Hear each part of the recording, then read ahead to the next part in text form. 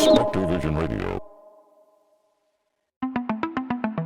While our government's official position is not to speculate on this subject, we can choose to let our minds explore other possibilities, to use our imaginations.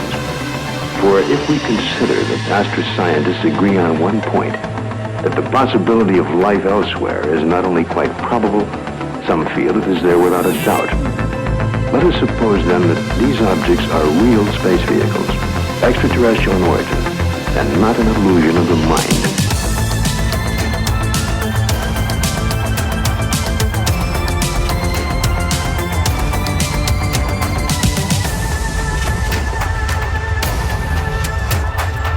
This is Somewhere in the Skies with Ryan Sprague.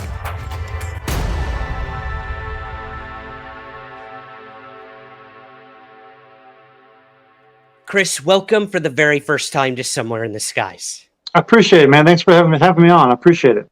My pleasure. Now, a lot of us have been keeping up with everything going on at Skinwalker Ranch as of late. We've got the television show. The new owner has come out in the past few years to tell us about what's been going on. And we even learned that a government program funded the ranch for an amount of time, which I know you're going to have some stuff to say about as we get into it. But let's tell our viewers and listeners, if you don't mind, maybe a little about who you are and your connection to both Skinwalker Ranch and also the Nevada testing site and Area 51. This is crazy when I heard that not only had you worked out at Groom Lake, but you also worked at this mysterious ranch in Utah. You're like a UFO podcast's dream guest. So yeah, man, give us the origin story if you don't mind. I guess right place, right time, I guess. But no, I was born and raised in small town in Kansas.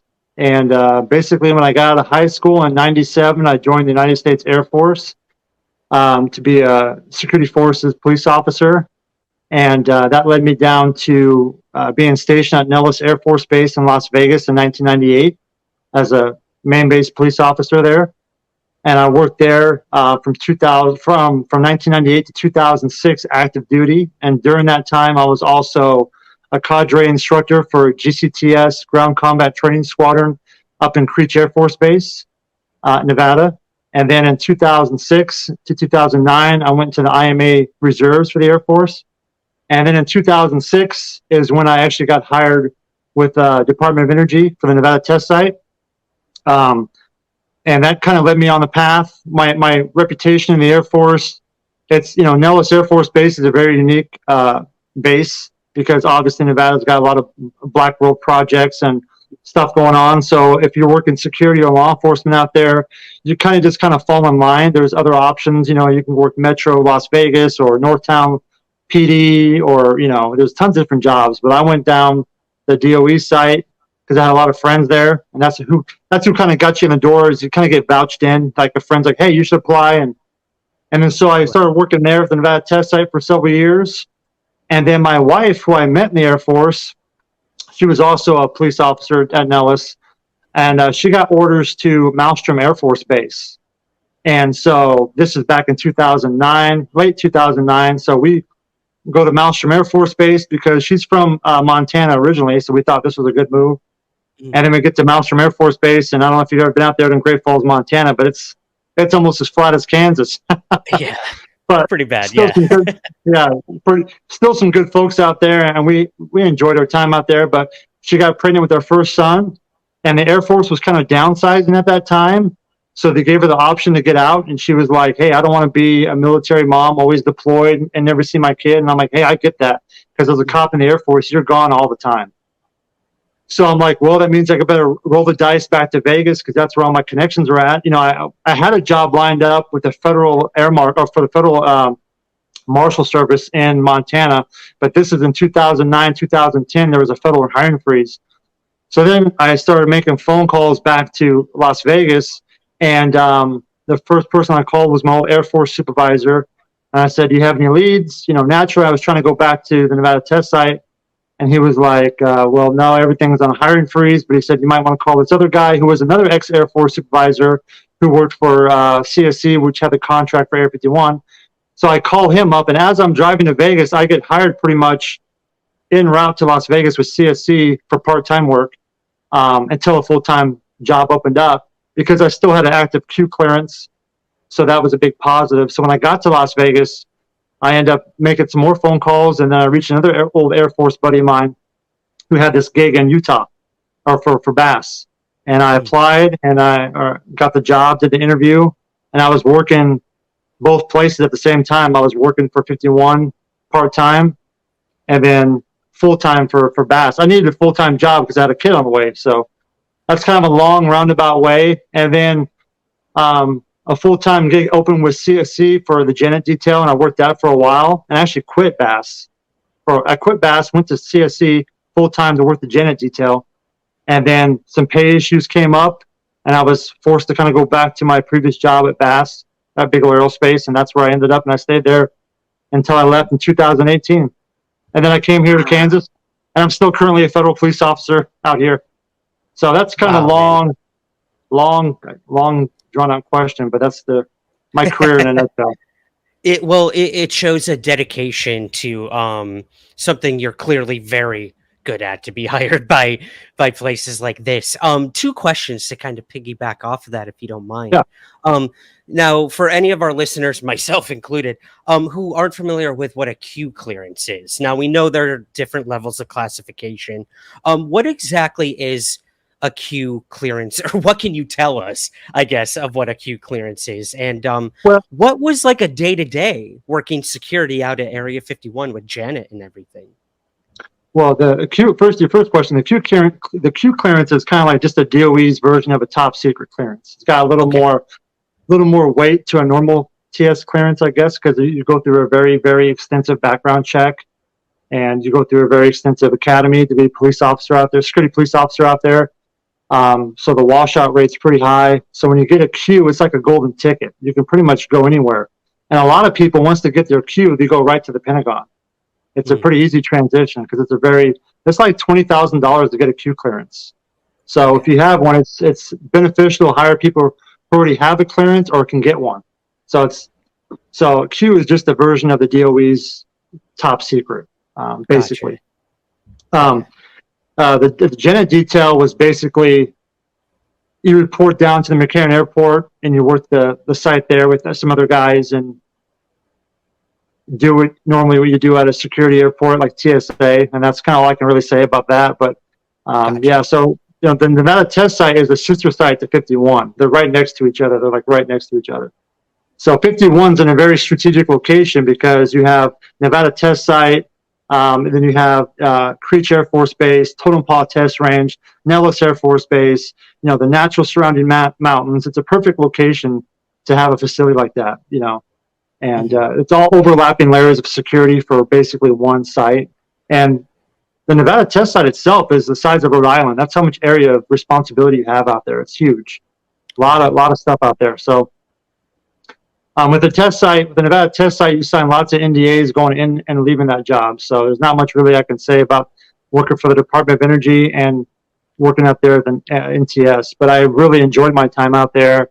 I have a lot of friends out there, and had a lot of great experiences, and was a part of a lot of special access programs out there, and a lot of projects. And it was a really eye-opener experience, And, you think you do a lot of stuff for the DOD, for the military, and then you go into other organizations like DOE, and it's like a whole different ballgame, basically.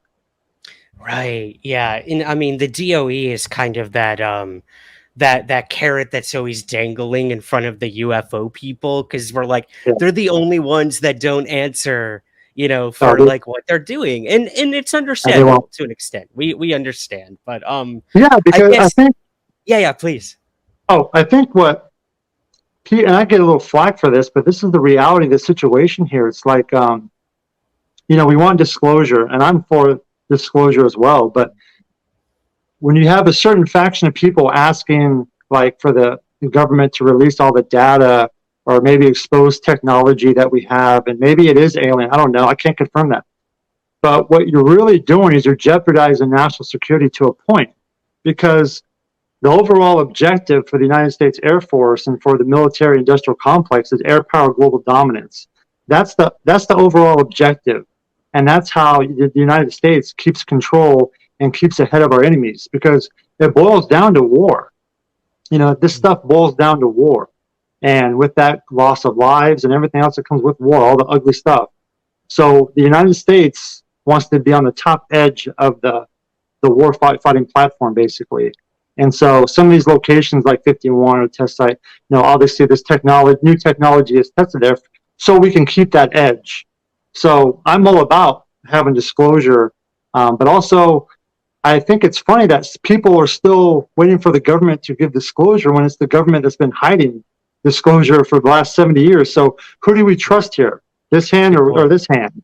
It's just like, if you're waiting for the government to release stuff, good luck. And then if they do release it, is it going to be true data? Or is it going to be just a whitewash narrative to drown out the truth?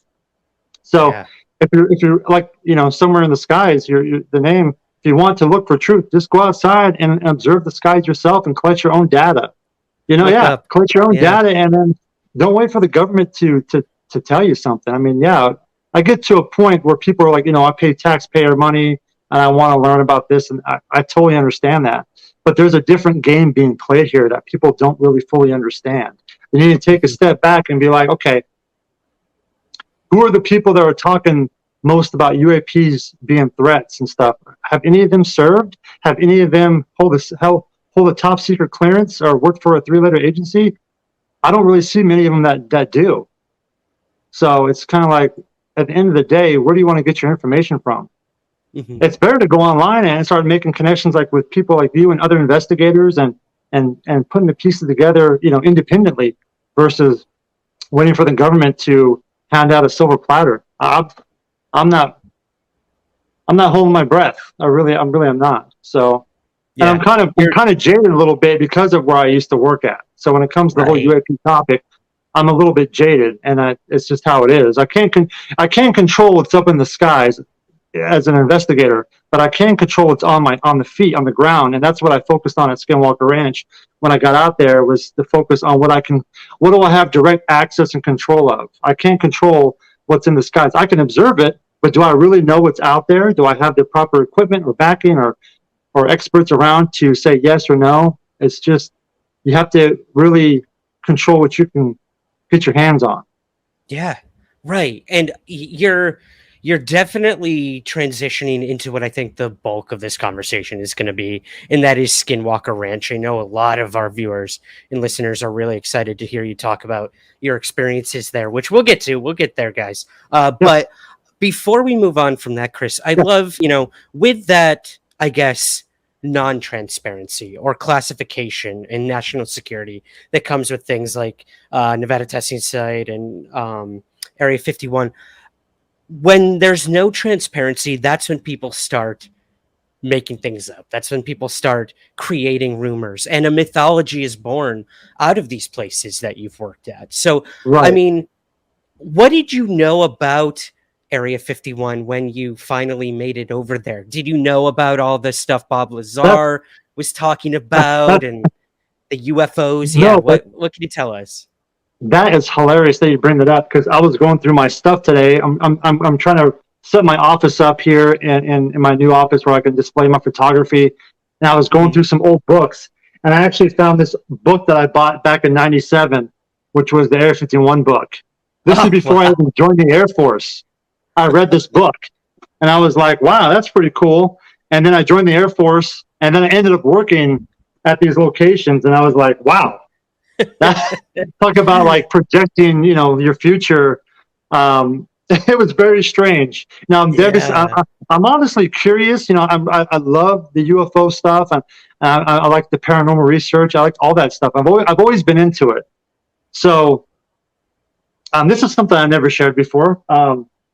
When I first got to Nellis Air Force Base, my first supervisor actually worked at 51, and this is back in '98. Now, I'll never forget, he had a Nokia cell phone, one of the old school flip phones one. Yep. And I'd be on patrol with him, and he would get a call on that cell phone, and he would be gone for weeks. And then he would call me up and say, hey, pick me up at McCarran Airport, and I'd go pick him up. And I would say, hey, what happened? Where were you at? And he wouldn't say nothing. So I won't say his name, but long story short, he got orders to Korea Air Force Base, and this is back in 90, 98, 99. So we had this big going away party for him at the Deuce 5, which is across from Nellis Air Force Base. It's like a local military hangout. Mm-hmm. And we get him pretty liquored up or whatever, and found there's a bunch of us young airmen that are around him, and we all kind of knew he worked at 51. And finally I asked him, I said, can you tell us anything about your time out there? And he paused for a second and he said, the things I've seen out there, we won't lose an air-to-air war in 1,000 years. And that's all he said. And I was just like, what? And then that was it. And I was just like, wow. But he was like dead set when he said that. And this is in 98, remind you. He was dead serious when he said that. So it makes you wonder, kind of like, okay, if there's technology that's out there, let's say the Tic Tac is some of that technology or whatever, you're looking at a situation where we might have technology that could replace the entire military fleet of aircraft. We're talking trillions of dollars of money that would be just gone. Like, it'd be outdated aircraft replaced by some type of superior technology, Not saying a Tic Tac is that, but it makes me wonder, like, what if that is our technology? But I also like to play on the fact that with the oceans, what do we know about our own oceans here? What if this technology comes deep from a different species within our Earth's crust or whatever, and it's evolved into this hybrid humanoid where it has to come surface to refuel? I don't know, but it makes me wonder. Our own oceans would be a good starting point to look at as well. I don't know. It's something I've always kind of been curious myself about. What's really down in those ocean, in the deep ocean? What's our own Earth? The secrets of our own Earth. Yep. Yeah. I tend to always keep that in mind, that, we're so trained on the skies and what could be out in the outer reaches of space when we know so little about our very own planet. And I think you're right. There has to be some sort of reason, logistically and mathematically, statistically, I guess, that so many UFO sightings occur over bodies of water, or at least reported that way, even in the military. And then you have places like I remember researching a place called Autek, like this underwater military installation that had like a restricted airspace that reached like the outer atmosphere, which is crazy to think. Like, what could they be doing from underwater to the outer reaches of space? What's being tested there, flown there? It blows my mind, man. It really does. But I knew a little bit about Bob Lazar. Obviously, I saw when I was working at Nellis, listen to the normal news. I would see George Knapp's broadcast sometimes when he'd recap Bob Lazar's story, and I was very intrigued. And this is all before even working at these locations. My kind of plan when I was in the Air Force was to either stay in for 20 or get out and move back to Kansas or something. But I ended up staying in Las Vegas for 20 years and working some of these sites that led me down this rabbit hole, basically. And but yeah, I was intrigued by his story as well, and it made me. And actually working there, some things that Bob says makes total sense. I don't deny one bit that he's probably worked there, but what projects and where, only he would know that. That's kind of how that area works. It's overlapping layers of secrecy, where me and you can work in the same location for 20 years, but none of us would know what we're working on. It's just, that's how it's set up to keep the secrecy, So yeah, there's definitely some truth to his stories. I would definitely believe, I guess when it boils down, because I always get people online that ask me questions, what do you think of this person? What do you think of that person? And unless I meet them in person, I really don't know what to say, because it's like, if you want to judge somebody's credibility, judge the person's character. If their character is flawed and you're working in these type of career, these areas, there might be some questions that would arise, like, are they being truthful? What's the real objective here? What's the narrative they're trying to push? I mean, Bob's story has been pretty much the same the whole time. So I would like to do a face-to-face with him maybe one day and just talk. That'd be cool. Yeah, it'd be kind of cool, But I mean, I don't know. It definitely has. Only time will tell. Yeah. Well, I mean, kind of, I guess, playing off of that, people people, a lot of questions online when people saw that you were coming on the show. They wanted to know what you thought about Balthazar. They wanted to know what you think of Robert Bigelow and this, that. And we're slowly inching towards Skinwalker Ranch, guys. I promise. We're getting there. We're getting there. So I guess something you told me offline, which I found really interesting, is you actually learned about Skinwalker, the phenomenon, and possibly the wrench. Correct me if I'm wrong. While you were still employed at Area 51, before you even got over there. Is that true? That you learned about it there? Can you tell us a little about that story? I never knew what Skinwalker Ranch was at all, but I learned about skinwalkers at the Nevada test site. That's where I learned about skinwalkers. Kind of like when you go through the academy there and you start working in these areas, you have some downtime. So you start asking some of the older guard, stories. Hey, have you seen things out here in the sky? Have you seen this? Have you seen that? For the most part, people are pretty quiet about it, but there was a couple guys who were like, no, we have seen some pretty stuff and we have documented it. I'm like, what? And one of the guys said that he documented like a deer standing up on two legs and walking around. And the term that he said was, oh yeah, it was a skinwalker. I'm like, what? And so that kind of led me down, well, why would there be skinwalkers out here? And then he was like, well, it's because there's a lot of native history out here. I'm like, where? And so sure enough, he showed me on a Sunday, we drove out there. There's an area with petroglyphs that go back 10,000 years ago. Oh, wow. So it kind of puts you back, like what was going on out here 10,000 years ago.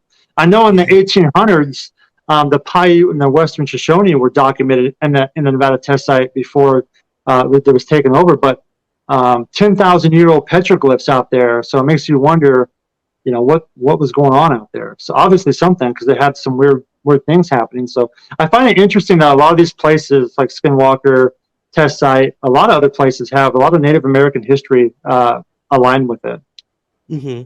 Right. And that's a big part of what I want to ask you about your time at the ranch when we get there. So let's set it up. Like you said, you kind of flip-flop back and forth from Skinwalker back to Nellis and then Skinwalker.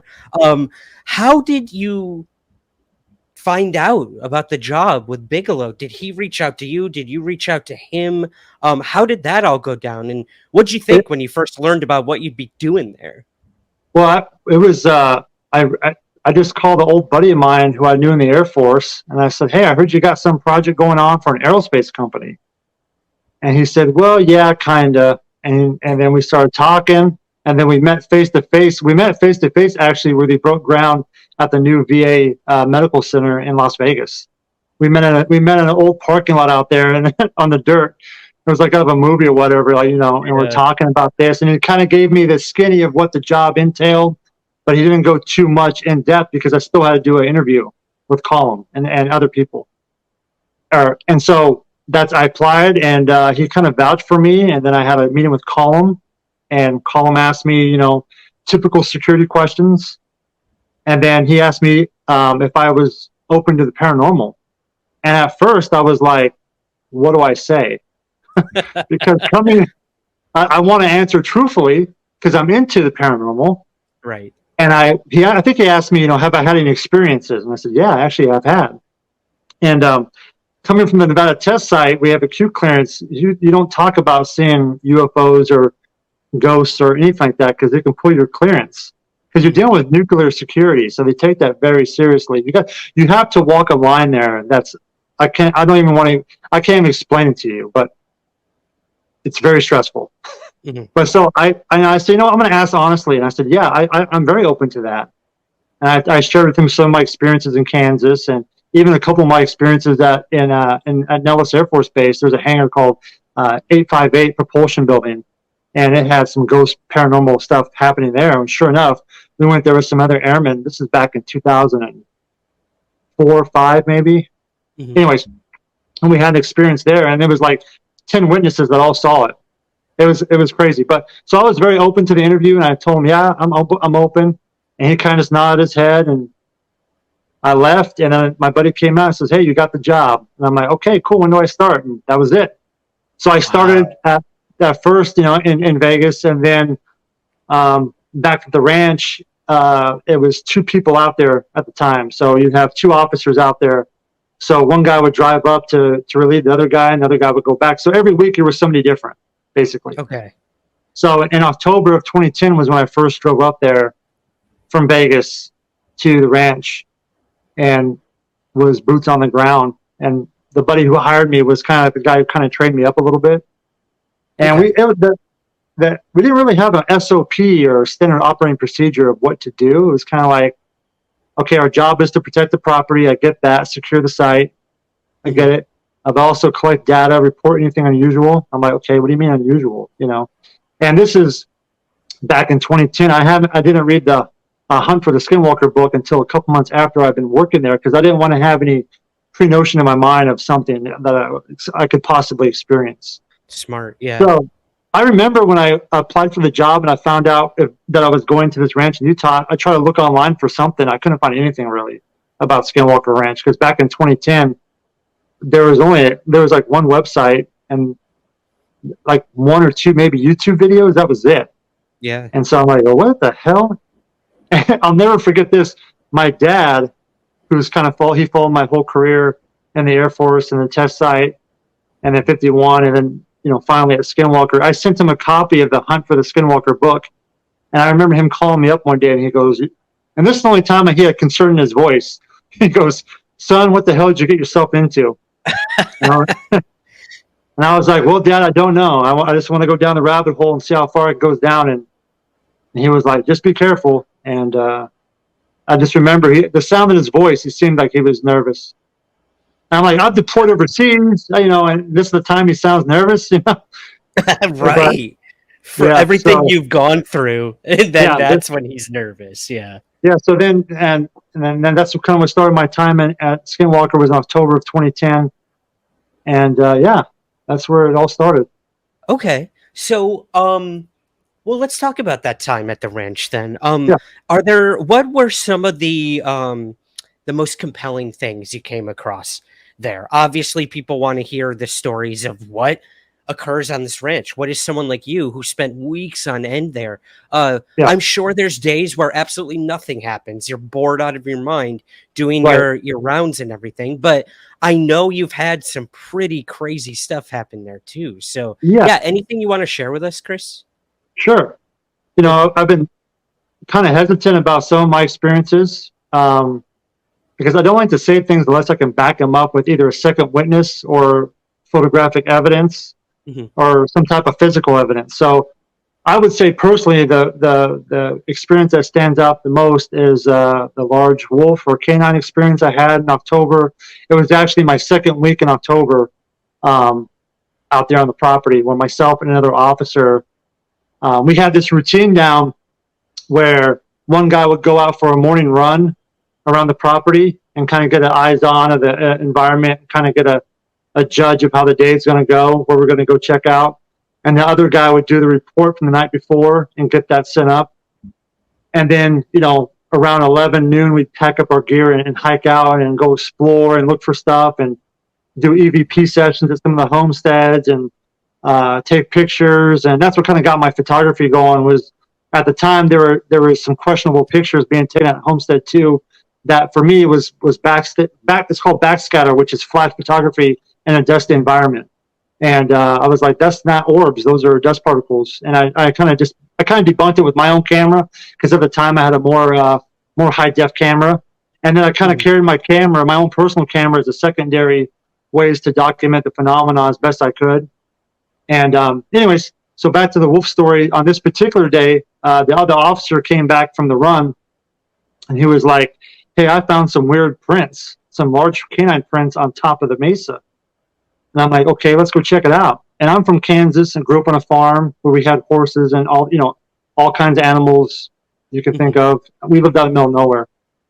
And so we go out there and we see these large, it looks like a wolf print, big size wolf print. But what made it weird is that there was like a section where it looked like this animal was walking on 2 feet. It had like this 3-foot stride, and it would go to 4 feet, 2 feet. It was weird. It didn't make any sense. And at the time, we had 2 black labs and a border collie dog. We had 3 dogs with us. And the labs prints, and these are full-grown labs. The labs prints and some of the pictures I posted before. These wolf prints dwarfed the lab prints, and you can see the 3-foot strike because I threw a ruler down to kind of measure it. So we kind of call our supervisors, call them and say, "Hey, we got a possible weird animal out here or something." And his advice is, be careful, but document the best you can. I'm like, okay, roger that. So me and a colleague were like, we have this stupid mindset, like we're going to go capture this animal, not knowing what we're really dealing with. This is in 2010. So that night we go out. I think it was the next night we go out, and we have all of our gear with us, and we're out until like 3 o'clock in the morning. We're setting up little makeshift campfires everywhere, trying to draw this animal in. And we felt like the whole night something was watching us, and the dogs were acting very suspicious. They were like clinging to us. And normally the dogs are out running around trying to catch rabbits and stuff, but this night they were very on edge. So we knew something was up. So anyways, it starts raining a little bit, and we're like, oh, we've been out all night. Let's call it a night. It's like 3:30, 3 o'clock in the morning, maybe. I can't remember exactly, but I remember it was a full moon night. And we start walking back to Homestead 1. But we start backtracking our original tracks for that night to see if we missed anything. And we find behind our prints, wolf prints. This thing had been following us the whole night, and the dogs never picked up on it, and we never saw it.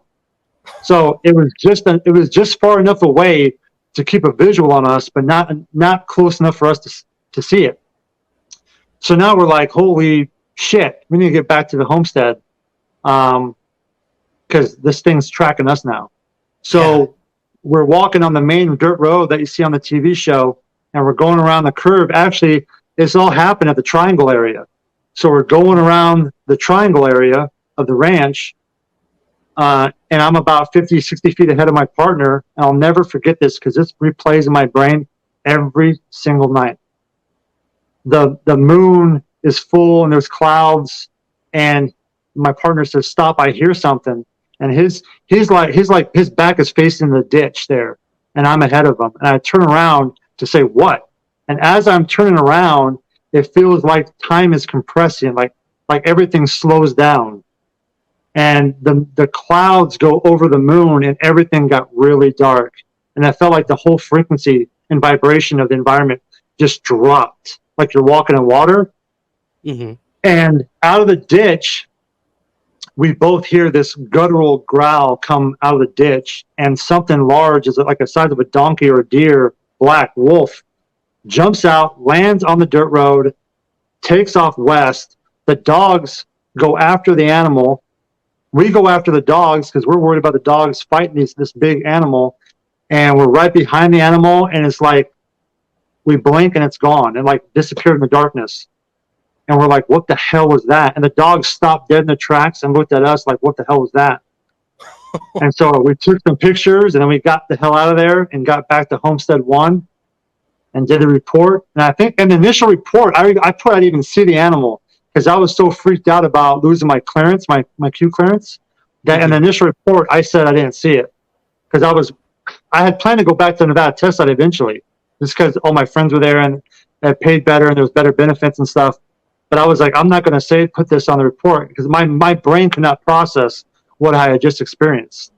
Oh, man. It really took me back. But here's the crazy part. Not that wasn't crazy enough, but fast forward to 2015, I'm out there by myself now. Because in 2011, we went to one person on the property.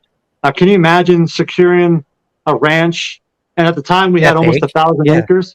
Yeah, because we leased the land around us. We leased the land on top of the mesa, so we had more acreage to cover. But imagine you're supposed to secure the property by yourself at night. It's total no-go. You don't do that. But we did. Yeah. But in 2015, I'm sitting in a lawn chair at the east gate with the dogs. At the time, we have three labs now because Bella had passed away. And it was a nice, quiet night. I think it was in the fall again. And I was kind of on my phone a little bit, looking at the road, not paying attention. Because by 2015, the ranch was like a second home to me. I felt normal out there. Everything was just, I knew weird stuff happened, but I kind of compare it to being deployed overseas for the first time in a combat zone. Like you're on edge. Everything's a big experience. Everything's like tunnel vision. By month 9, month 10, year 1, you're ready to get the hell out of there and go home. By year 5, you're just like, whatever. It's the ranch. I don't care. It's just whatever.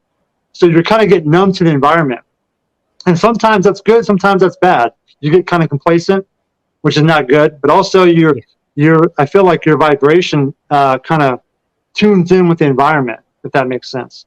Anyway, so I'm sitting on this lawn chair, and my back's turned against it's called the Eastern Valley, and out of this bushes of sage, I hear that same howl growl that I heard in 2010.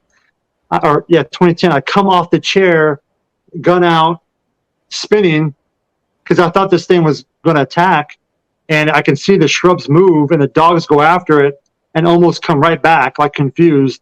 So I go out with flashlight. I don't see anything, but something was there, like letting me know, hey, I'm still here. And I was like, oh great, now I got to walk back to the trailer, which is like a quarter mile away, and on this dirt road, there's tons of blind spots on this dirt road. I'm going to get flanked by something, and I'm not making it back. So I remember walking back that night, like just gun out, like, oh, this is it. I'm going to die. I'm going to die today. I'm going to die on Skinwalker Ranch. Yep. Yeah. Oh. And I was just like, give me a break, Damn. So, and then other things that's happened out there, UFO related, not too much stuff that I would say I can consider UAP or UFO. But again, remind you, I didn't spend that much time staring, like looking for that.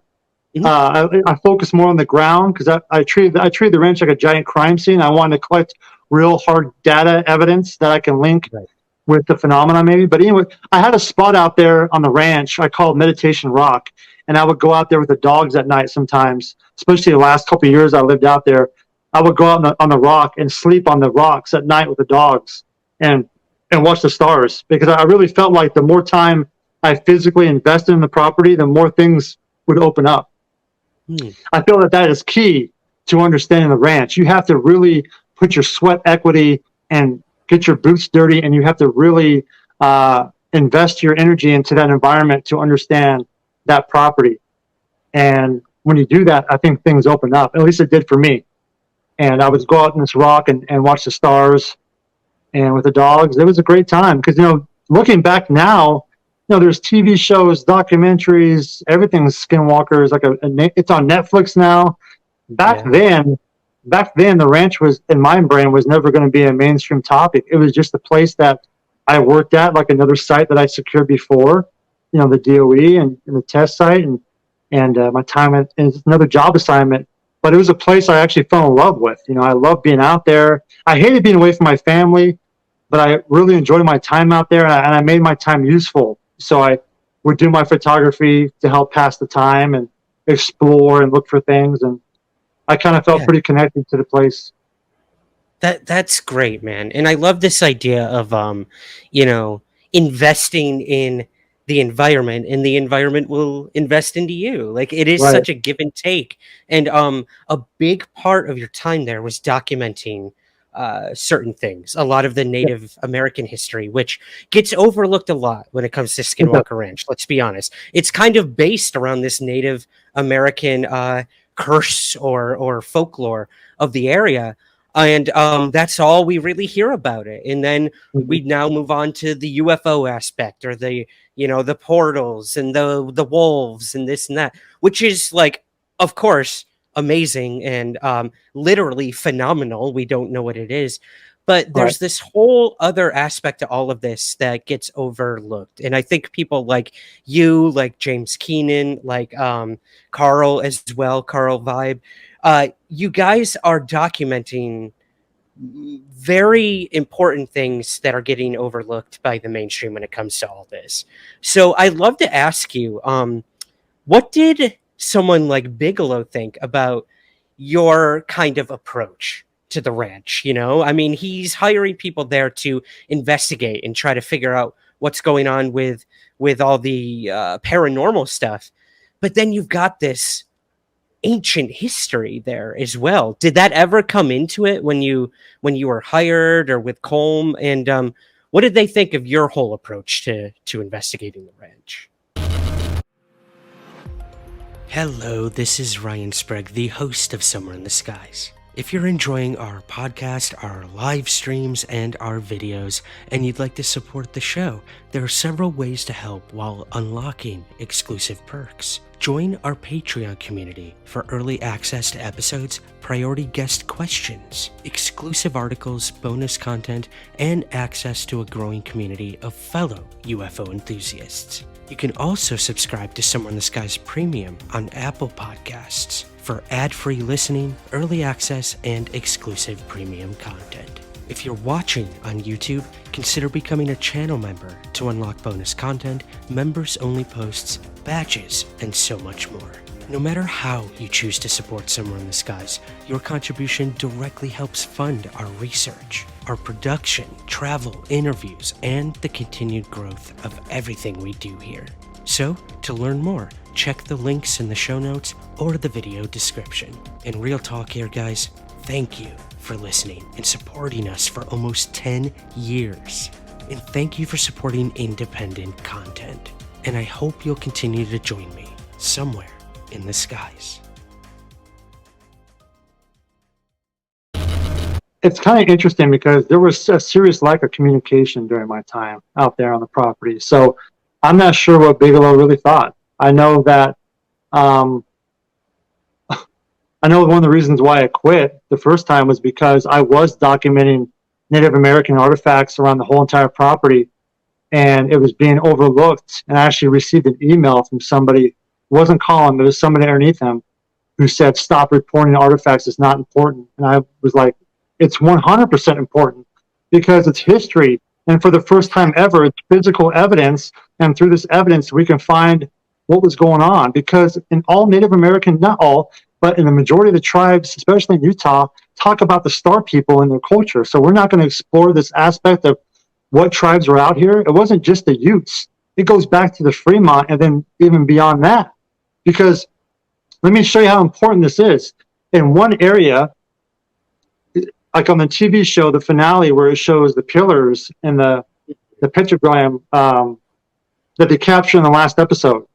That area, the Eastern Valley, is where I spent 90% of my time because I felt naturally drawn there, but there was also an abundance of artifacts out there in history. And I documented. So my thought process was this. I had a topographical map of the property, and every time I'd find an artifact, I would take a picture and GPS it. And then some artifacts I'd bring back to Homestead 1 to do further analysis and online research as best I could. Some of the artifacts I actually took down to Vernal, Utah, and had professionals look at to get dates. And I would document all this stuff because I felt like if I could connect people's experiences to maybe an abundance of artifacts, there was a solid connection there for the first time ever. It wasn't just like, oh, it's this or it's that. Or, there was no direction when I first got hired to what to look for. There really wasn't. It was like anything out of the ordinary, report it. I'm like, okay, be more specific. There was no like, hey, focus on this or focus on that.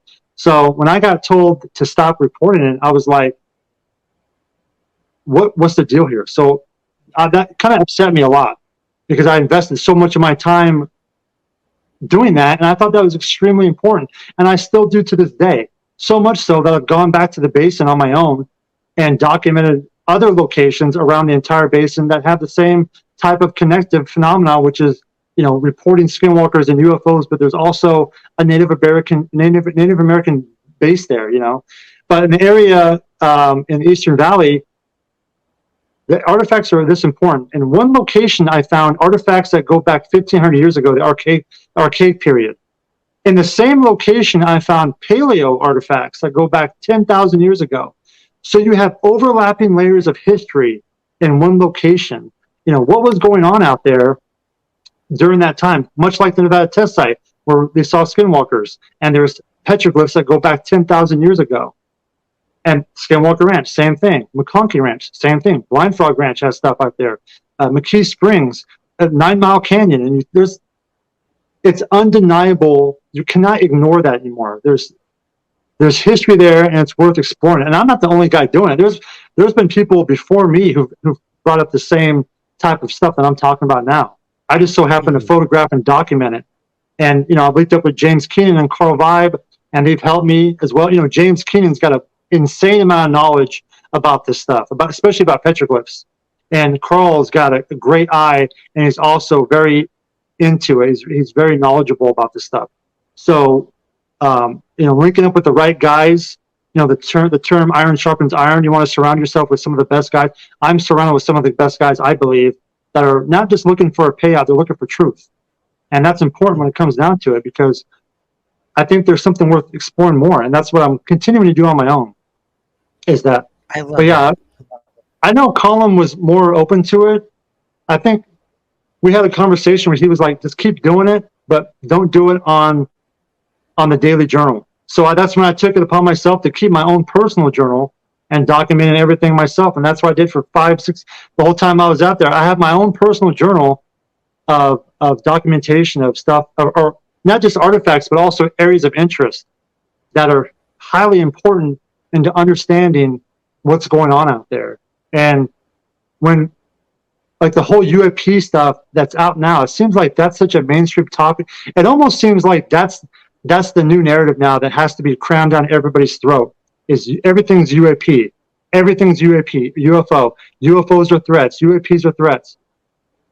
I don't buy it. I don't buy it, man. I don't buy it because of where I used to work at, but also I'm having an open mind here. If we're talking about real aliens, is that what we're talking about? Okay, so we're talking about a culture of beings that are so advanced, they're going to come here and do what? Wipe us out? Or we're going to be able to stop that? I don't think so. I don't think that we're going to be able. But why would they wipe us out? They're probably coming here using us as a resource, much like we use cattle as resource. So they probably view us as nothing but cattle, and they use us as a resource. So then they're not going to hurt their resource. They may stop us from hurting ourselves, because I've said before, the only threat to humanity is humanity itself. We are such a destructive species. We're bound for extinction. And we don't care. We're just like, whatever, doesn't matter, because we have so many distractions now. And that's why the Native American stuff is so important. These people didn't have distractions. So if they're taking the time to make petroglyphs about portals or whatever, giants or whatever else in their area, they're doing that for a reason. They're not just bored, okay? We're talking 8,000, 10,000 years ago. People are foraging and hunting every day to live. They're not going to get bored and say, hey, I'm going to go scribble on these rocks because I'm bored. No, they're trying to relay information. And so it's just ignored because we're taught in our culture, in American culture, to like not focus on that. When in reality, full circle, we need to be focusing back in the native tribes and their cultures and their teachings, because they had it right. You know, we want all these scientific explanations and data and evidence, and I get that. I'm totally for that. But maybe it's more important if we just sit back on a mesa or on a rock or by a river and just absorb the moment and learn. That's the key, is absorbing the time. And who cares about documenting the evidence? I get to a point, but it's more important to focus on the moment. Because I've said before, the ranch is bigger than a TV show. It's bigger than my photography. It's bigger than a contract with the government. It is real Native American, indigenous culture, history. And it needs to be respected and learned. And the only way to learn is just sitting there and absorbing it. You have to be there to absorb it. You have to go out to these places, these petroglyphs, and see them for yourself and think to yourself, what was going on out here? You know, because in today's society, we're so distracted with iPads and TV shows. They didn't have anything like that. The stars were their iPad. The earth was their Netflix. And that's what they watched. And they learned from that. I mean, let's be real here. It's just like, it feels like I've been taking crazy pills since 2011, because in 2011 is when I found my first artifact in the Eastern Valley, and that flipped my whole perception of everything. I was like, whoa, there's something else going on out here. And then I felt like, this may sound crazy, but it's the honest to God truth. The whole time I was out there, I felt like I was being guided by something bigger. Something was guiding me to find this stuff, because it wasn't just one artifact. No. It was other areas of interest. Some of those areas, which I showed on the TV show, a cave that was on the show. That's one of many areas I know out there personally that are very important to the overall aspect and view of the ranch. And I think it's great that Utah's getting that, attention, because it's drawing more people out to the basin so they can experience themselves and make their own assumptions. Because it's very easy for us to be very judgmental at home and armchair quarterback stuff, and you never go out there and experience it. And you don't have to even go to Utah. There's places probably in your local areas with Native history that you can go out and just learn about it. You might learn something. And really, for me, the ranch was about spiritual evolution. That's how it boiled down to me. It was just about evolving as a human being. And that's what I kind of did with mine. I kind of showed that through my photography. Like the ranch, it's viewed as a real scary, like you always hear, the spookiest place in the world, the most paranormal hotspot. And it is. The ranch can be as dark as you want or as light as you want. It's based on the individual, what you're going to focus your attention on. And I focused on the dark a little bit, and then I focused on the light. But my primary focus was the light. And the capturing the beauty of the ranch of the property, that was my focus. And I kind of felt like that opened up the ranch more, because I was so focused on subject matters of artifacts, rock formations, the vegetation, animals. And so that kind of helped me understand the ranch more. I used to do this thing to put my mind in the focus, like laser focus. I would imagine that I had just landed on a different planet, and I was an alien or an alien explorer, and it was my job to find proof of life. So I would land in Utah, and it was my job to go out and find artifacts, to find evidence, to later go back to report. And that kind of helped me focus on the minor details of being out there. And I still kind of use that technique today. I go out and I say, okay, I'm an alien. I just landed, and it's my job to find proof of life. It sounds crazy, but it's just, I don't know. Maybe I was at the ranch for too long, had too much time on my hands. But no, exactly, man. And that's what we want. We want you to be real with us, because we get this kind of filtered perception of the ranch through the books, through the TV shows. And I respect the work being done there. There's no denying, like, I think people like Brandon Fugel and even Bigelow to an extent, like, they wanted answers. They have a burning curiosity. They've had experiences.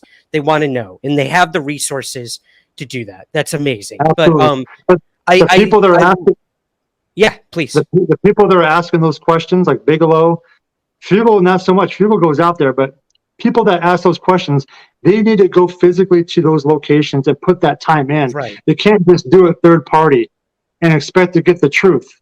Because what if those people who are giving you that information are not honorable people? They're dishonest, and they're feeding you a bunch of crap. You have to be, I know if I'm passionate about something, I'm going to go directly to the source and figure it out, or try to figure it out. And that's what kind of Carl did recently. Carl had this whole Magic Mesa thing, and he could have doubled down and said it's all paranormal or UFOs, but he didn't. He went out there and debunked his own thing, and that's saying something. Absolutely. And I think when it comes to some of these locations, there's been people who have lied. I know there has been personally, who lied to impress people or to get the favors of somebody or whatever the reason why is. And it's not uncommon to think that. It happens every single day in society, where employees do their best to, impress their boss. It happens everywhere, in every single job in America and across the world. So how is it going to be any different at these locations? You want to impress your boss. You want to produce. But what are you going to produce? Bullshit or truth? I focused on the truth, man. That's it. I love it. Well, okay. Truth is the perfect way to kind of tackle what I think is going to be the most controversial part of this conversation, Chris. And I have to ask, because I know a lot of people, they're frustrated with the lack of transparency that came from the Bigelow era of the ranch. A lot of people, they're not excuse, their explanation for why they're frustrated is because taxpayer money did end up going to studying Skinwalker Ranch through a Pentagon-funded program. So I have to ask you, as someone who worked on the ranch, were you ever aware that the U.S. government actually was funding some of the research going on at the ranch? And what do you make of the whole government ties to Skinwalker Ranch? Well, that's a good question, because I knew nobody sat me down and said, okay, here's the game plan, here's what's going on. And that's lack of communication. And that's why those programs fail, lack of communication. And There's some people that say OSAP was a success, and in some areas it was a success, but also it was a complete failure because from the start there was a lack of communication. There was no set objective at all during my time. So it really kind of boils down to the start. If you're going to talk about OSAP, and this all started from James Lakowski, who was a DIA agent who reached out to Robert Bigelow back in 2007, right? And says, hey, I want to come check out your ranch. And Bigelow's like, okay. So right there, that's kind of to me, it seems like a red flag, because anytime the government gets involved with the private sector, who's that really the benefit? The private sector or the government? So anyway, so Lakowski goes on the property and in less than 2 hours has an experience, so incredible that he goes back to the Pentagon and gets funding for OSAP with zero evidence. That's another red flag. Why? How are you going to get money with zero evidence just based on somebody's experience? Nobody's questioning that. Are you serious? It's like, and then, so that's not the part that strikes me as odd, because I never knew about Lakowski at all the whole time I worked there. But if you have a guy who had an experience and he's just sitting in Washington, not out there on the ranch, and he obviously he's tapping on the universe's door where he was able to get funding for this experiment, he's not out there boots on the ground with me and other guys out there. What's the point? It's set up for failure from the start, because your most important asset resource who had the connection is gone. He's nowhere to be found. So now it's left to a bunch of prior military veterans to go out there and do what? Figure what out? It seems like the whole program was a fail in the beginning because of the lack of communication. We still were able to collect data and have some experiences, but it makes you wonder, what else was going on out there that we didn't know about? It seemed like it seems like certain people during my timeline avoided the ranch like the plague. And it's just like, what do you want us to do out here? There's limited direction.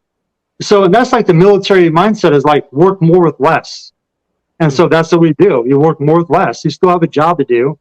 But to me, after learning about OSAP, because I didn't know about OSAP until 2019, and learning about Lakowski and stuff, I didn't know that he even came out there and had an experience. And it wasn't until later with the new book and stuff that I found out.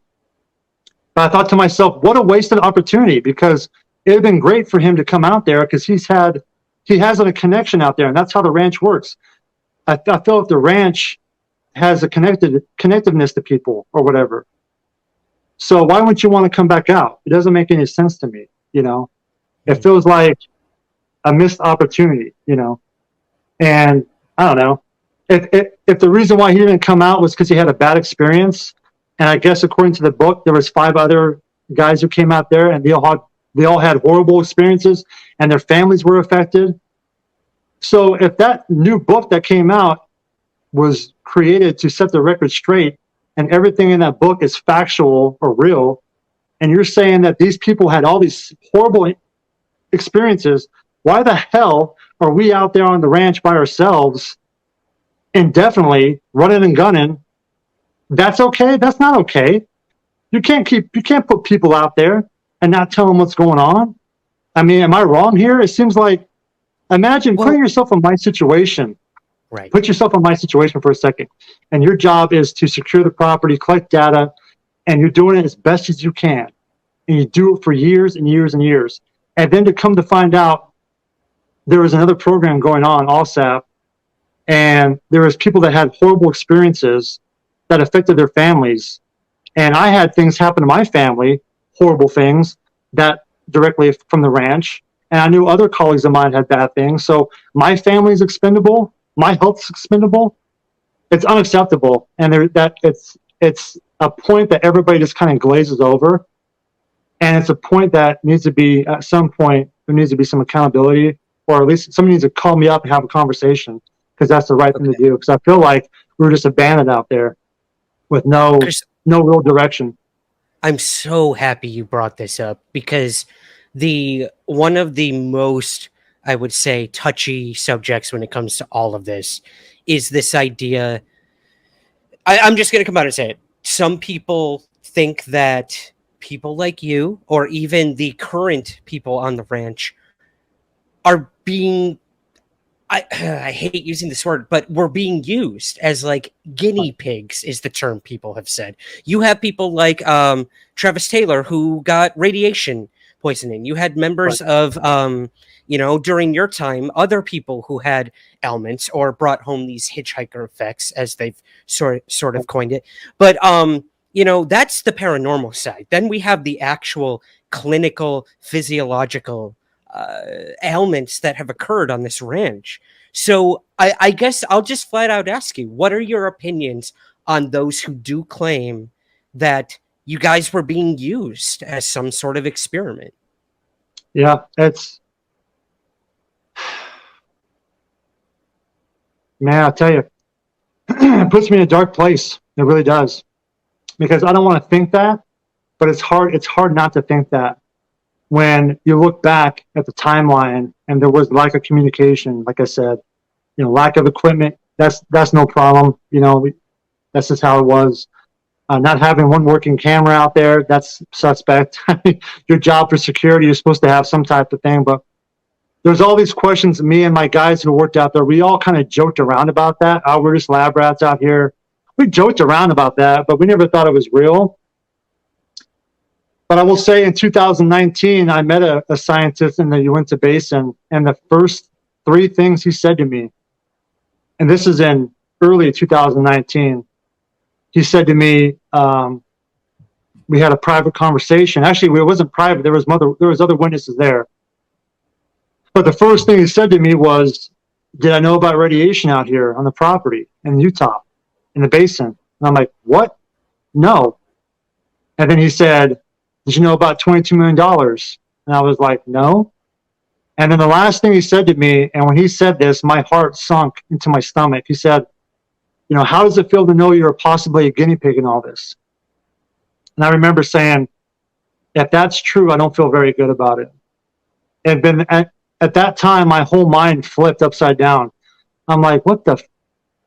Then like all these memories started coming back, and I don't know. I'm still left, I'll be honest with you, Ryan, this whole thing about me even coming out publicly in 2019 was probably never supposed to happen. But I have questions that need answering. And I feel like every single time I open up a door, or every time I close a door, 2 more open up. Mm-hmm. And it just blows my mind. It really does, because I've served honorably for this country. I've sacrificed everything. And especially for the ranch, I sacrificed, but my family has sacrificed. And I will tell you, if that's true, I don't know what to say really. It really, I don't have a lot of words to say about it. Mm-hmm. I'm just trying to figure it out, as best I can. And I don't know, meeting people like James, Keenan, and Carl, and some of the people in the community online have really helped me out a lot. And if it wasn't for them, I'd probably be in a pretty dark place. And then I met Taras Matla, obviously with the University of Maryland. And that was a huge bonus, because I was able to donate my entire Skinwalker archive to the University of Maryland. And for me, that was a big closure moment for me, because I was able to kind of lock away those memories and some of that stuff, and in a place that will always be there forever. And my kids can go back and view the photography, and it's just awesome. Taras Matla with the University of Maryland, he really helped me out. And it's because Taras saw something online. He saw I had an artistic eye, and he also was like, whoa, this is Skinwalker Ranch. Nobody has ever posted pictures like this before on Skinwalker Ranch. And I post those pictures online because I want to show people that it wasn't all scary. It was all beautiful. There was some dark times out there, but it's also some gorgeous times out there. But for me, when I look back at my photography, now, and it puts me in that mind frame of being alone out there and using my photography to kind of get through the weeks and get through some of the sketchy times. Because I'll tell you, walking from Homestead 1 all the way down to the West Gate at night at 2 o'clock in the morning, and you're by yourself and you got a couple dogs with you. There's some nights where you get to Homestead 2 and you feel like, you know what? Something's telling me not to keep going forward. I need to go. And I would listen to my gut instinct all the time, because I felt like you're always being watched out there. Yeah. So I don't know. I mean, I don't have any ill feelings to my previous employer. That shocks a lot of people. People think that, oh my God, you should definitely have ill. Why? How's that going to help? Because if you really talk about disclosure and discovering the truth, I hate to say it, but it comes with sacrifices. It does. So in this situation, I played my position of what I was supposed to do. Other people played their position, and that's how these special access programs work. However, in most special access programs, there's a constant open form of communication where everybody is on the same playing field and there's information spreading very openly. Mm-hmm. Because in this situation with Skinwalker, because there was a lack of communication, most of the guys, including myself, didn't report half the stuff that we experienced because it seemed like nobody cared. That's the truth. It seemed like nobody cared because we would, why am I spending there was a time where I would be inside Homestead 2, sitting in a lawn chair at 2 o'clock in the morning by myself, trying to make contact with whatever out there. And I remember one night thinking to myself, what the hell am I doing? I'm outgunned out here. And I'm like, all these things are playing in the back of your mind. Like, what if a trespasser gets on the property and I'm not at the East Gate to stop them and they get on here and they vandalize or they steal something? At the time we had the ranch managers on there. What if somebody gets hurt? And then here's the best part. So I'm in the homesteads and this is all playing in the back of my mind. I'm constantly operating the red zone. And then it's not like I clock out and I go home or I go down to a hotel to go to sleep. No, I go to sleep at Homestead 1 at Skinwalker Ranch. And I remember every night closing my eyes thinking to myself, I hope nobody gets on the property and puts a bullet in my head. Wow. Because during my time, we had legitimate threats from locals that wanted to shoot one of us to prove that we were either cursed or a hybrid. Right. So all this is going in the back of your mind. So psychologically, you're just pegged out, man. You're just like operating, and then all this stuff comes out, TV shows come out, documentaries come out, and I'm just sitting there like, are you kidding me? Are you seriously kidding me?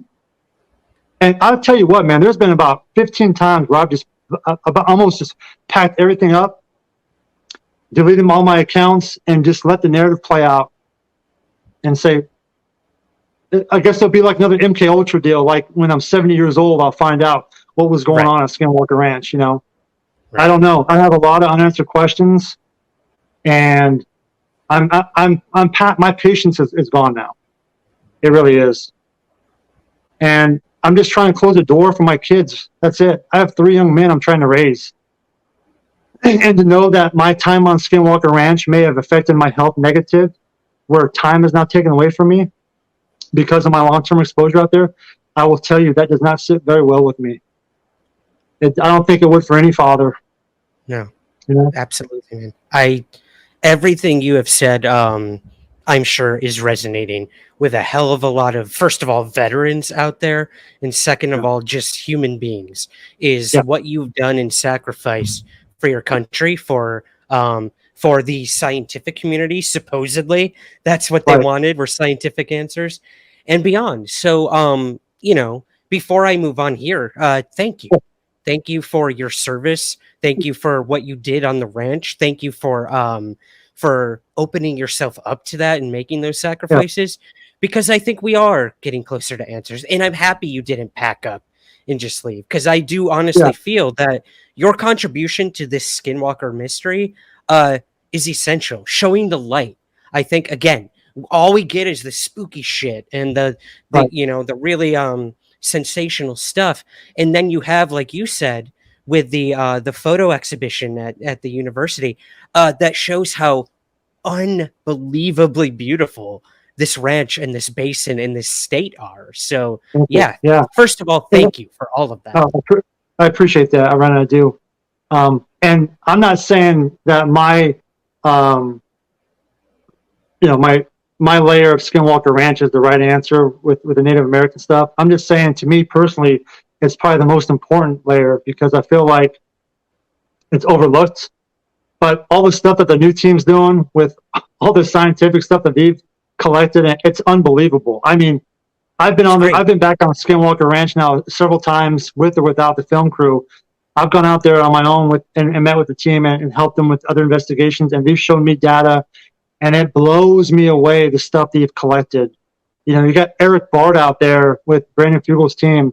That guy gets it, and he's invested his energy out there. He's out there, and he's not messing around. He doesn't care about no TV show. I'll tell you that right now. He does not care one single damn about a TV show. He's out there really trying to figure out on a scientific level what's going on out there, and I think that's extremely important.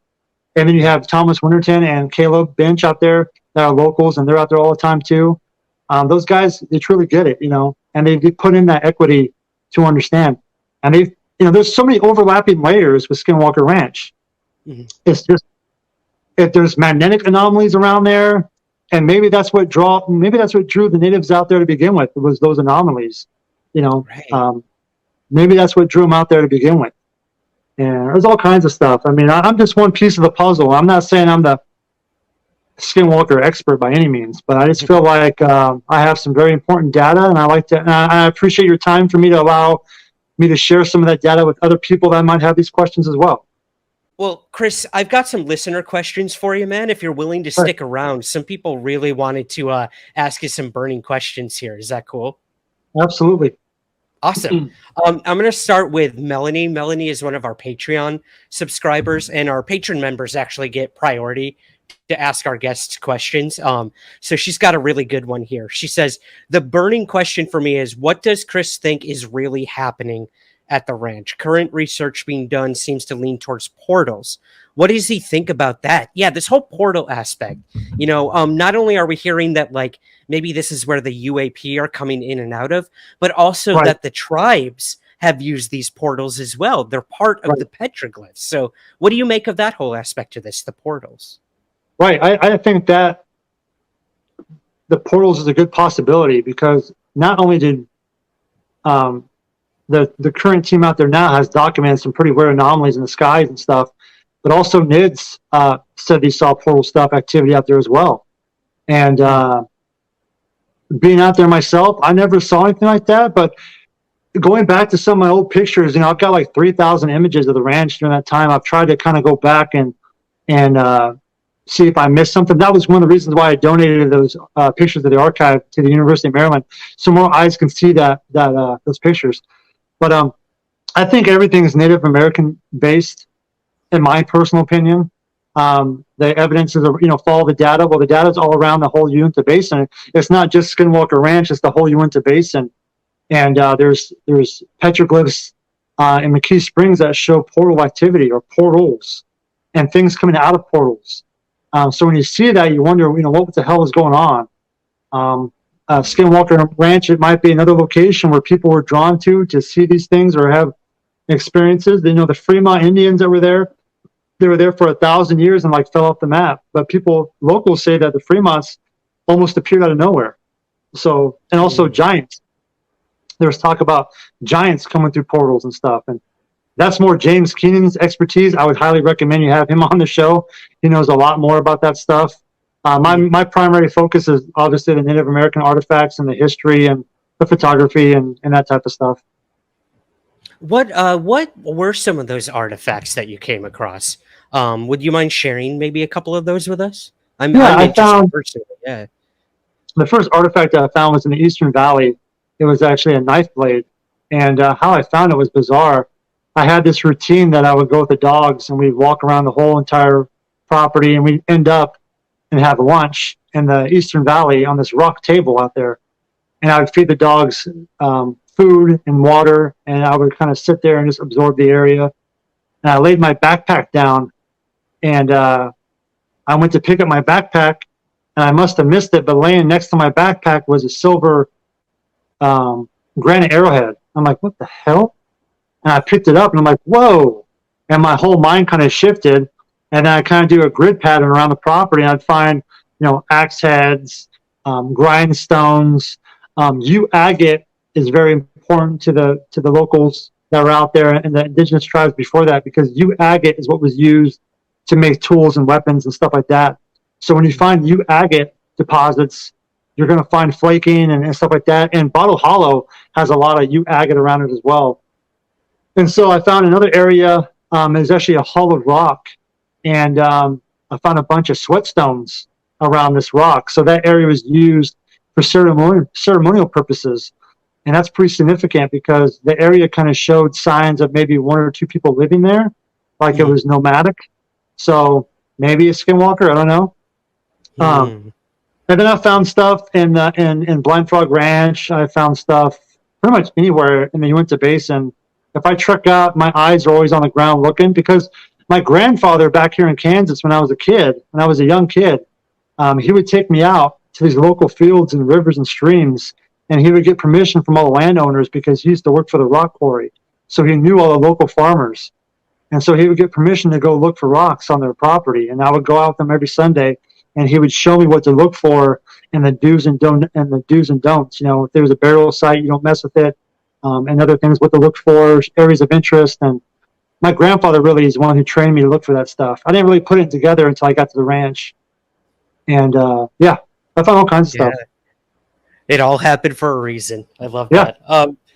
Amy on Patreon also asks, you know, a lot of the experiments this season on the show, we had evidence of possible like cloaking, almost like invisibility. You know, in one of the last episodes of the TV show, you know, they set these rockets up to try to gather data, and it's almost as if like these rockets bounced off and went in another direction in the triangle, this area that you're very familiar with. Right. And I guess Amy wants to know any evidence when you were there or anything you heard about with like cloaking technology or possible invisibility stuff, whether in the sky or on the ground.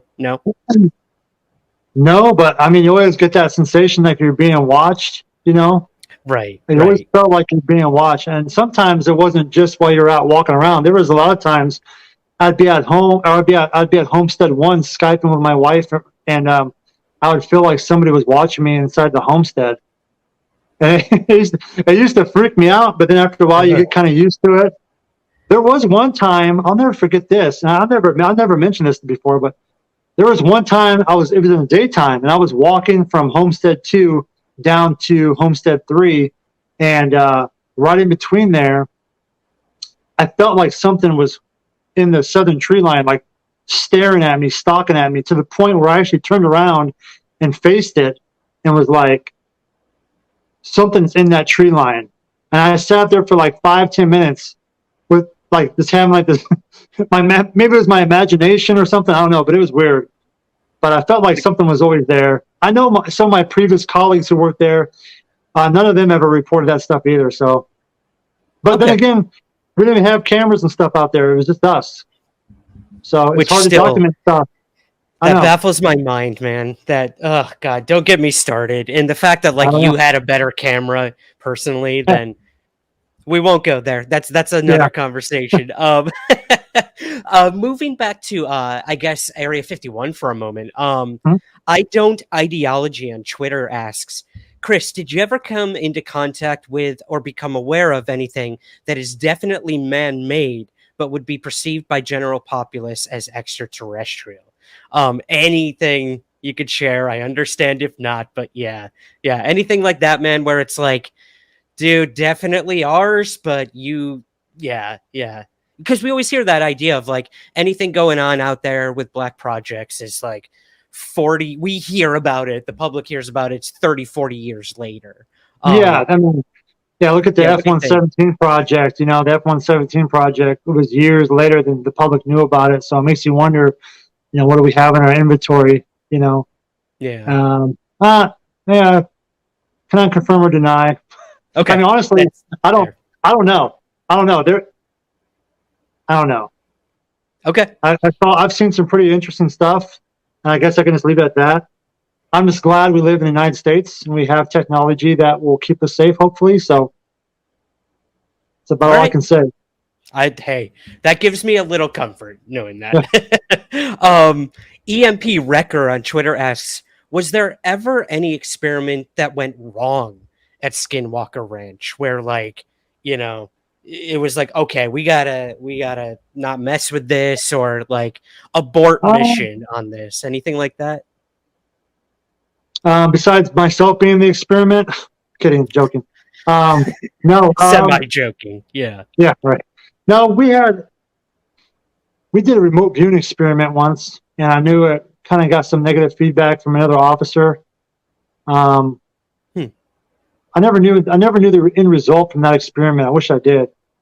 Other experiments, I guess if you call them experiment, was sitting inside Homestead 2, trying to make contact with the paranormal or whatever. That was pretty dicey. I know one guy literally drove himself insane doing that. So that was a big red flag. That's about all I can remember. Okay. You know. Okay. But there wasn't. I mean, we did experiments, but it wasn't that many. You know, I came in 2010, kind of the very end of the project. You know, there was only a small handful of us out there operating. So I know maybe guys before me maybe did more stuff. I don't know. I know I've reached out to some of the guys who were out there before me, and it was pretty much kind of the same thing. So I don't know. Okay. Yeah, that's totally fair. Robert on Facebook asks, are you familiar with any teleportation technology, such as jump rooms, portals, stargates? We kind of touched on that with the portal thing, but yeah, in your experience working at these top secret locations and stuff, was that ever conversation, or are we still nowhere near that sort of technology? I honestly don't know. I mean, yeah, I have no idea. There's some very smart people that work at the test site in 51 that are very, very smart, very intelligent. So who knows? I don't know. I can't confirm because I'm only like to say stuff that I can prove, you know, or second witness or something. But I've never seen anything personal like that. No. Yeah. Okay. Yeah, that's totally fair.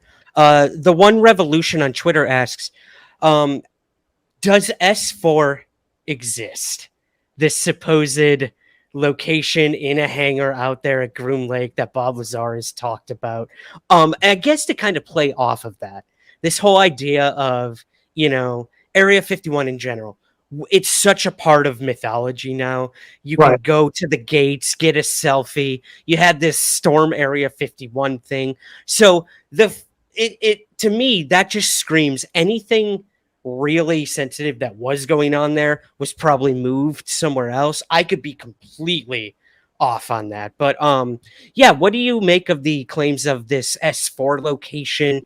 Does that resonate at all with you? And also underground facilities, I mean, I'm sure we have tons of those in the United States. What is your best guess of what Area 52 might be, I guess?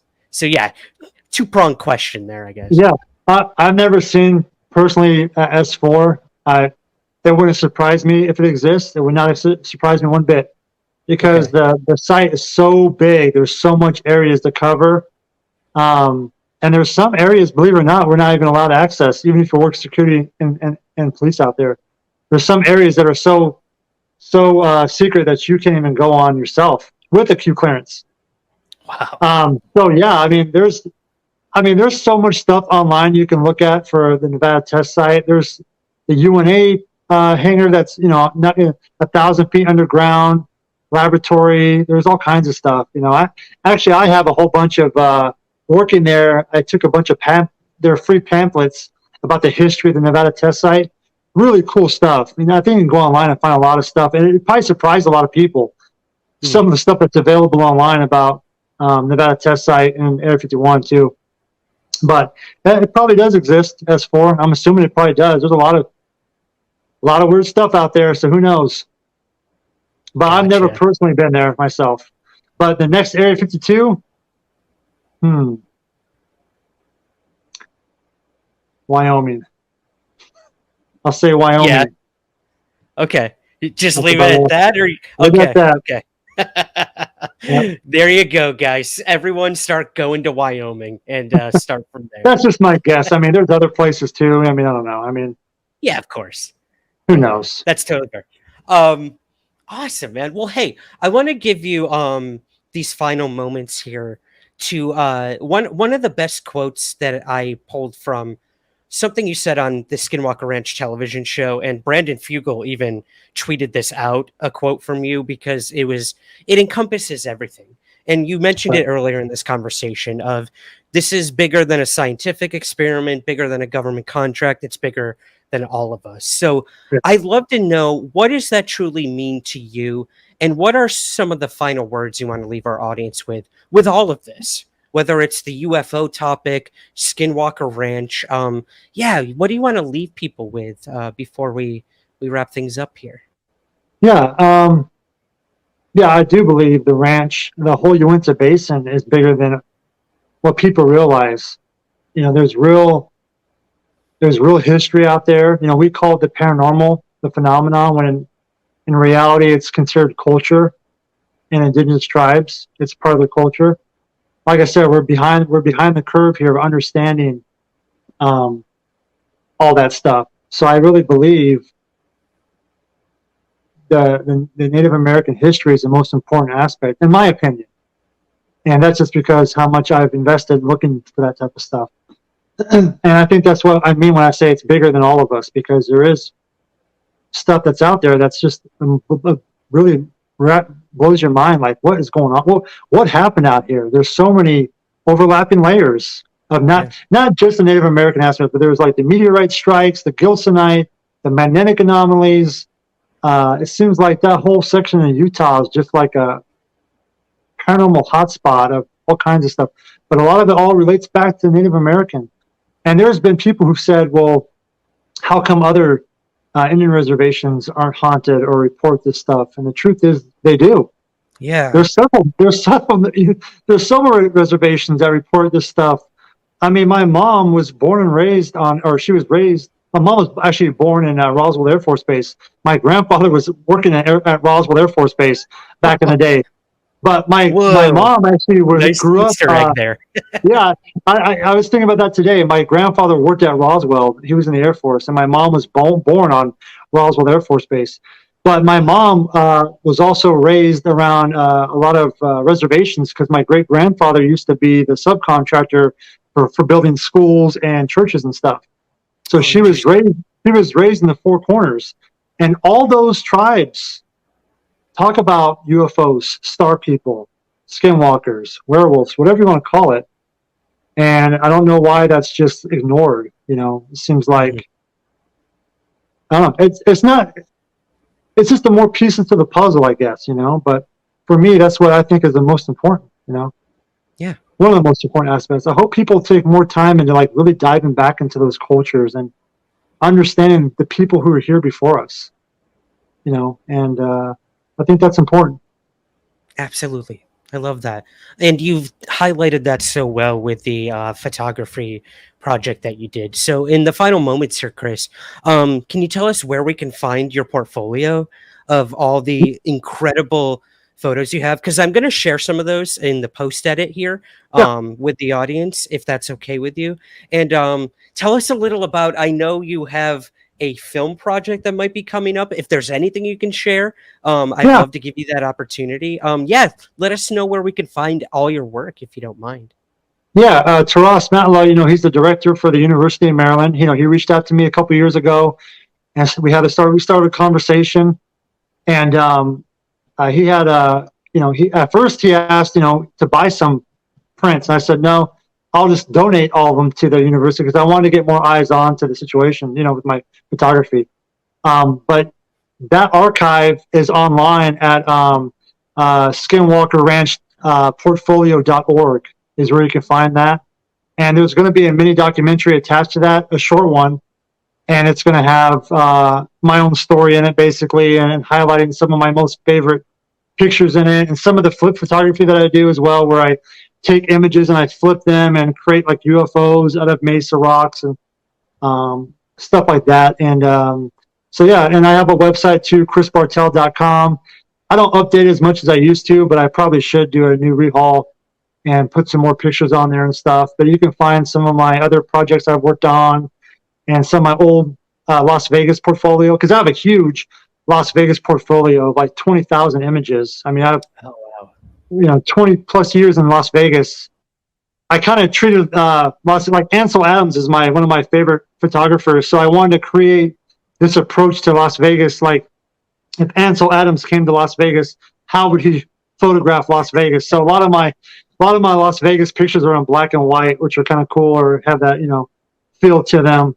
And so some of my Vegas pictures are on there as well. And And I'm still going out to this day and going out and photographing, places in Utah.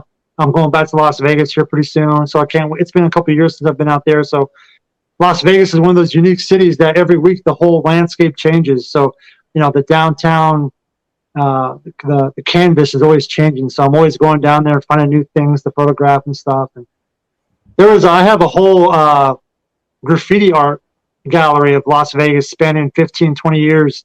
I used to go to like some of the worst parts of Las Vegas and photograph some amazing graffiti pieces down there. And I should probably share more of that stuff online too. I think people might like to see that. That's really cool, man. I love that imagery of the canvas is always changing. Like that's the perfect way to look at all of this, I think. Is we're all growing, we're all learning, we're all part of some grand performance piece or art exhibition that's yet to be fully realized. But I think we're getting there, man. And I'm so happy you did come forward. I'm going to say this on the record. This has been one of my favorite conversations on Somewhere in the Skies since the very beginning. So I appreciate that. I got to thank you, man. Like you shared a lot with us tonight that you didn't have to. So I truly appreciate that. Yeah. I think I feel like like I said, I'm just trying to really close a chapter, and doing some of these shows helps me talk and vent a little bit. And I don't mean to come across like arrogant or Mr. Know-it-all. And I'm trying to be genuine in my approach.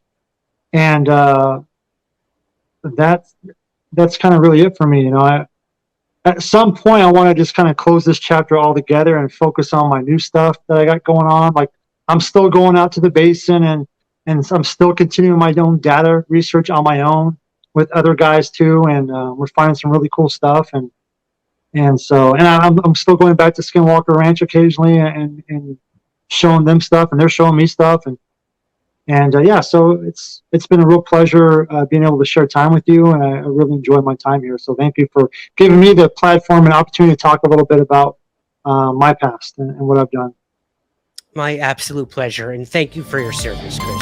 Oh, thank you, appreciate it.